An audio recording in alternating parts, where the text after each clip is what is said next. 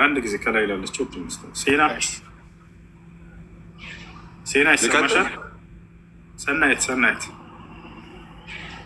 ሰናይት አለሽ? ሰናይት ፋሚሊዎቹ ላይ አሁን የተወለዱት ልጆች ላይ እንደ ቤተሰብ ወንድም እህት ምናምን የመተዋወቅ እድልና ቤተሰባዊ ፍቅር ይኖራቸዋል ወይ?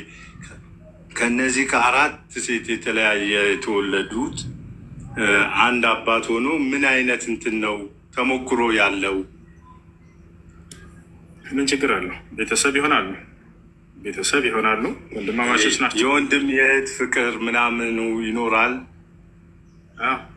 በደንብ ይኖራል እንጂ ይሄ በነቢያቶች ላይ የነበረ ነው።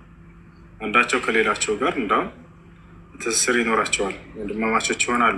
አንዷ እናት ብትሞት የዛችኛዋን እናት ልጆች ታሳድግላታለች። ያለ እናት አይቀሩም። አየህ፣ እንደዛ ይሆናል። በቃ አንተን በጣም አደንቃለሁ። ጥሩ የማስተማር ጸጋ አለ። አመሰግናለሁ።